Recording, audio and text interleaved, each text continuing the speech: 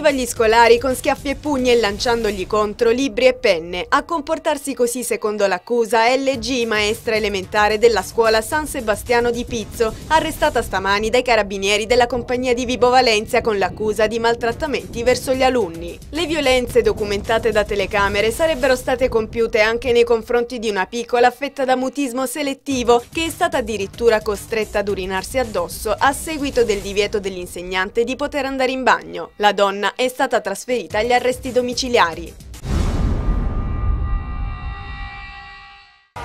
6 persone ritenute vicine alla cosca dei Caridi, Borghetto Zindato, associata alla più potente cosca Libri, sono state fermate stamani dalla squadra mobile di Reggio Calabria con l'accusa di associazione mafiosa, estorsioni e danneggiamento. I 6 fermati nel corso dell'operazione San Giorgio sono ritenuti responsabili di una serie di estorsioni compiute ai danni di imprenditori edili e commercianti nella zona di Ciccarello, Modena e San Giorgio, compresa l'azienda impegnata nei lavori di costruzione della bretella stradale del Calo Pinace. A variare era solo il costo della mazzetta, il 4% che diventava il 3% per le aziende considerate amiche.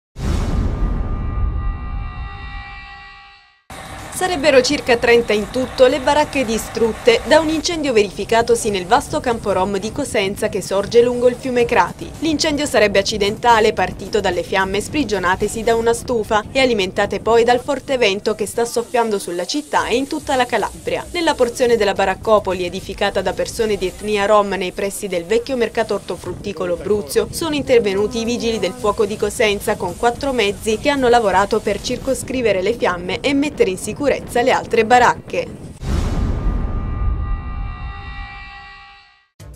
Imparzialità, legalità e pari opportunità è quanto ha chiesto ieri in conferenza stampa l'ex consigliere del comune di Catanzaro Eugenio Occhini al commissario prefettizio di Rosa in merito all'individuazione del metodo della selezione degli scrutatori in vista delle elezioni comunali del 6 e 7 maggio prossimi. Occhini è componente della commissione consiliare elettorale, l'unico organismo in carica dopo lo scioglimento del Consiglio Comunale.